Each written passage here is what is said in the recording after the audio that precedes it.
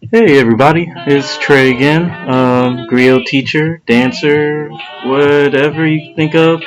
Right now, still enjoying this beautiful day, and once again, we're still inside. Being a teacher, I kind of miss my students, and I'm sure my students miss their teachers and just miss things just going on. So I made this lesson today to help you kind of get through it. Make sure that whether you're a student or parent or anybody that this lesson can be good for you because this could give you plenty of hours of things to do. Today I am focusing on exploration of movement. So moving and your goal is just exploring.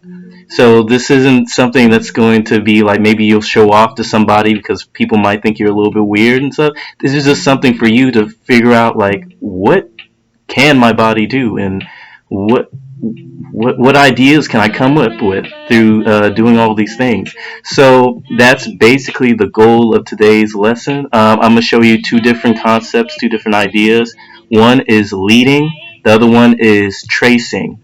So these are two things that you could be doing whenever you're super bored, and it's definitely going to increase your ability to come up with choreography, practice your flow, just a lot of great things. I do it all the time.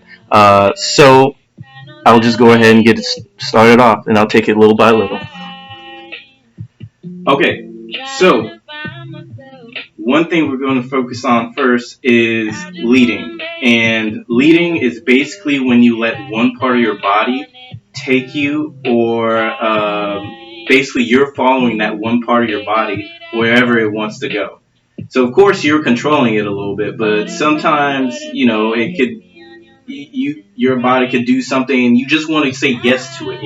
So let's start off with maybe a finger. Let's start with your index finger, this one right over here. So let's just pretend that basically like how you walk a dog or something like that. You are walking, or you're being walked by your finger. So you see that my finger is taking me to a bunch of different spaces. It can take me up, it can take me down, but it's leading.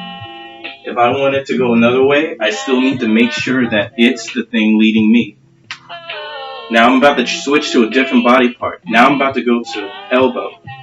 Okay, now my elbow is leading me, and it's doing a little bit of something different because it's closer to my body.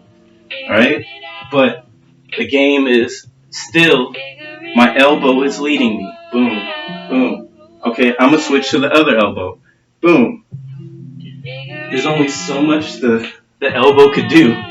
So our body parts have limits, but we haven't even explored a little bit of that. Makes sense? So that's one thing you can definitely do.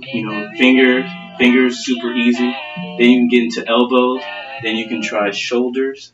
You can try chest, and you'll see this in a bunch of different dance styles and stuff like leading with your chest, or where does your arm take you? In a lot of hip hop moves and stuff, or ballet, like what's moving and where is it going. So this could help you in a lot of different styles. So I did elbow, I did finger, I did shoulders. You can do weird things like nose. Like I always love this. Kids always love doing this one. But it's so cool because you may not notice, but sometimes this is what people are leading in when they're doing different choreographies. So sometimes you'll be learning a choreography and be like, how do they make the body move like that? Sometimes they're thinking something really, really different, something that probably you wouldn't expect. That, oh, I'm thinking about my nose taking me to somewhere. Boom, bam, stuff like that. So don't. I know it sounds weird, but don't rule it out. Same thing. You can do knees. Boom, knees. Boom. My knees taking me somewhere. Boom.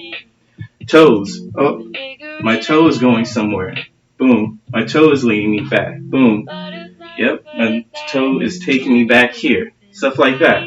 So we do it all the time. You see it in dance all the time. Leading with your hips. Boom. It gives you a different quality. It's actually pretty cool. All right. So we just did leading. Once again, that is called leading. Here's the next thing. Tracing. So tracing is exactly how it sounds. It's like how when you're drawing on a piece of paper, you're trying to outline something, you're following something, but you're keeping it connected to the paper. As soon as you pick it up, like you don't know where to go. Tracing is the same thing. You have an idea of what you want to make um, with your body, and it happens. You can start with one part, like for example, the finger again. Like we do it all the time. When you see a foggy glass, you trace your name. You know, it's the same thing. We do the same thing all the time in the air. Like I can make a circle. Boom. You've seen this in the dance choreography probably. Same thing. You can trace it with your shoulder, with your elbow. Boom. So leading and tracing really go hand in hand because leading, you don't have anything to follow. You're only following that point. That point. Boom. It doesn't matter where you're going. But with tracing, you have an idea of what you want to make. So you can make a circle. Boom. You can make a triangle. Boom. All right. You can make a square. Boom. Boom. And you can do that with different parts of your body.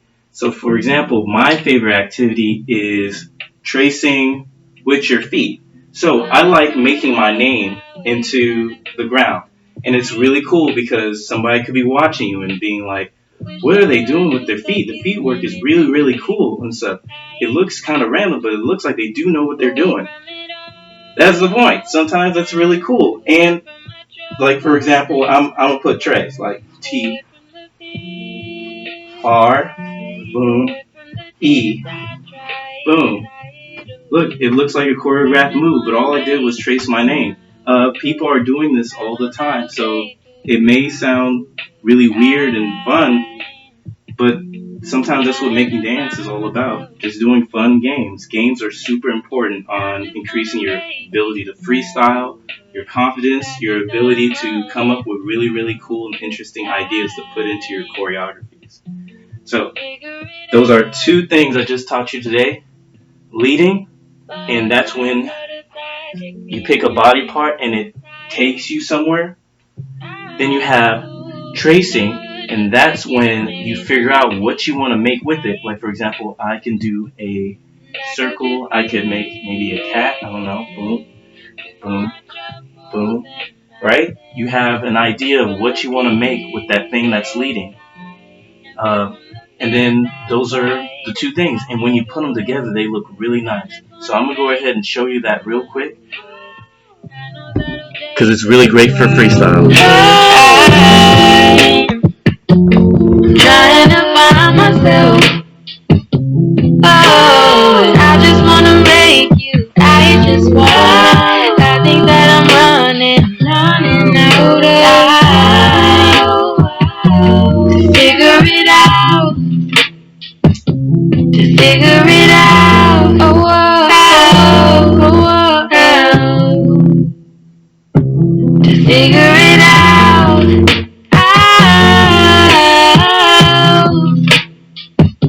To figure it out. I'm trying to figure this out. To figure it out. I'm trying to figure this out. Boom. So, it's really cool for freestyling. What you always want to remember is you want to keep on practicing while you're at break, because as soon as you're just sitting down not doing anything, you're losing the progress that you made. You're losing chances to get better. So while you have all this, probably some downtime and stuff, you can do this in the morning, you can do this at night. Just keep up with your practice. Just keep on moving. And it's great exercise. You can see I'm already sweating. So don't be afraid. If you need to do this in your room or somewhere by yourself because you're afraid of looking weird, go ahead and do that. If you need to close your eyes, go ahead and do that. And then maybe when you're ready, you can ask a friend or we can't go outside. But you can ask a family member and you can be like, hey, I've been working on this. Can you watch me? See how I'm doing? What do I need to, what's going to make it look good? Would be something cool I can add to it? Easy, cool stuff. So, I hope you guys have a good day. I hope you try this. Have a great day until next time. I'll see you.